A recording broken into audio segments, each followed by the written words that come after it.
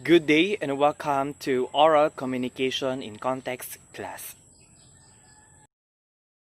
Just like events planning or any other activities, writing an effective speech follows certain steps or processes.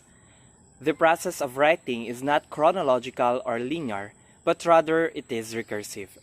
That means you have the opportunity to repeat a writing procedure indefinitely or produce multiple drafts first before you can settle to the right one.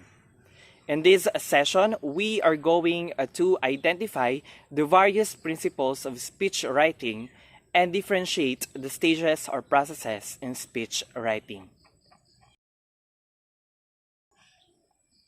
There are various components of the speech writing process, and the first one is the audience analysis.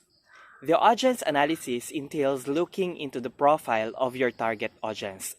This is done so you can tailor fit your speech content and delivery to your audience. The profile includes the information about the demography, situation, and psychology of your audience.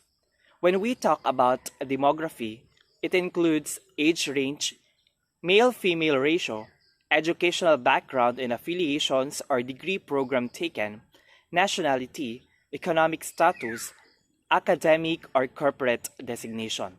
While the situation is about the time, the venue, occasion, and the size. While the psychology talks about values, beliefs, attitudes, preferences, cultural and racial ideologies, and needs of your audience. The next component is the purpose.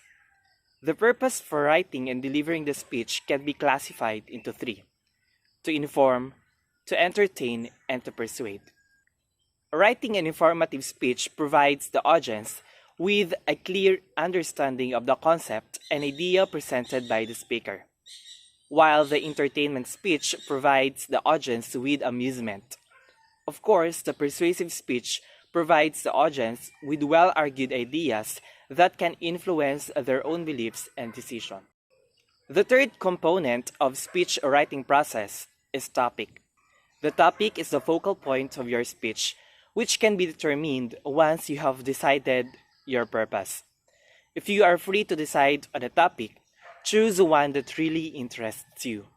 There are a variety of strategies used in selecting a topic, such as using your personal experiences, discussing with your family members or friends, free writing, listing, asking questions, or semantic webbing.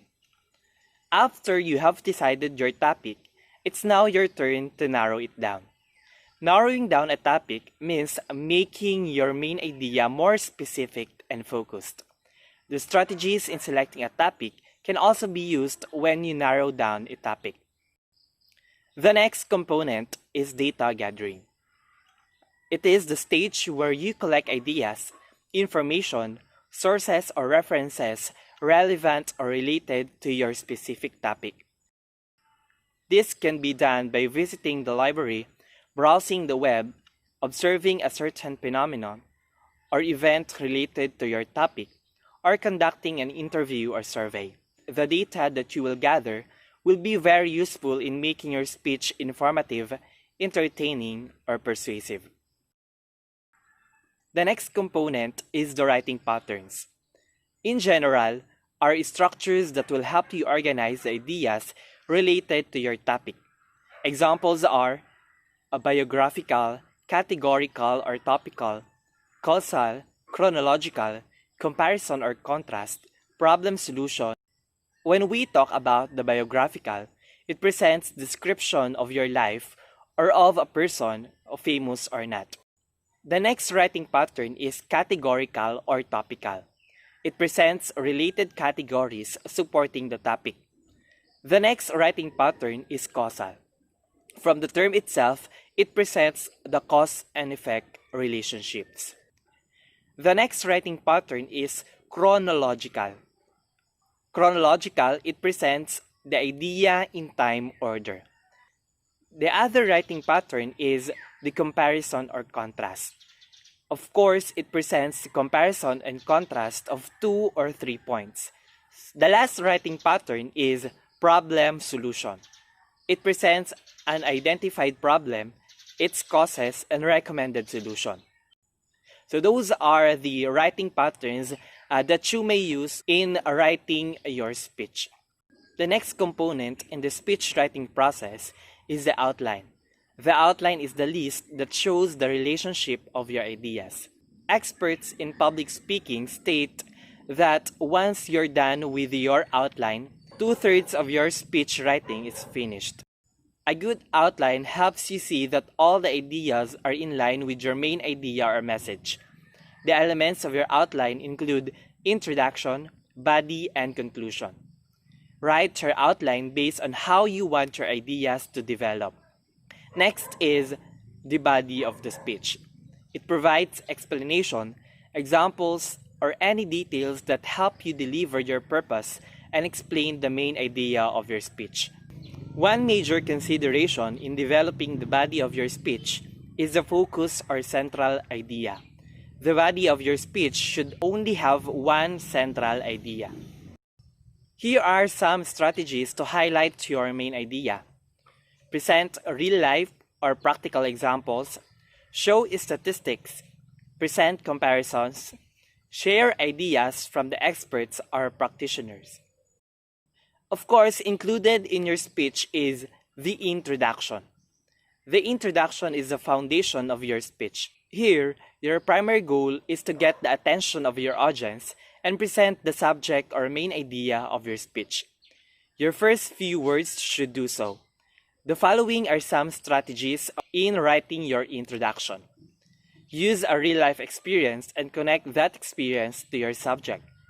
Use practical examples and explain their connection to your subject. Start with a familiar or strong quote and then explain what it means. Use facts or statistics and highlight their importance to your subject. Tell a personal story to illustrate your point. Another component is the conclusion. It restates the main idea of your speech. Furthermore, it provides a summary, emphasizes the message, and calls for action. When the primary goal of the introduction is to get the attention of your audience, the conclusion aims to leave the audience with a memorable statement. The following are some strategies in writing your conclusion. Begin your conclusion with a restatement of your message. Use positive examples, encouraging words, or memorable lines from songs or other stories familiar to your audience. Or, you may ask a question or series of questions that can make your audience reflect or ponder. After you have written the body of your speech, as well as its introduction and conclusion, it's now your turn to do editing and revising. Your written speech involves correcting errors in mechanisms such as grammar, punctuation, capitalization, unity, coherence, and others. After you have done your editing or revising, it's now your turn to do rehearsing. Rehearsing gives you an opportunity to identify what works and what does not work for you and for your target audience. Some strategies include reading your speech aloud, recording for your own analysis, and for your peers or coaches to give feedback on your delivery. The best thing to remember at this stage is constant practice makes perfect.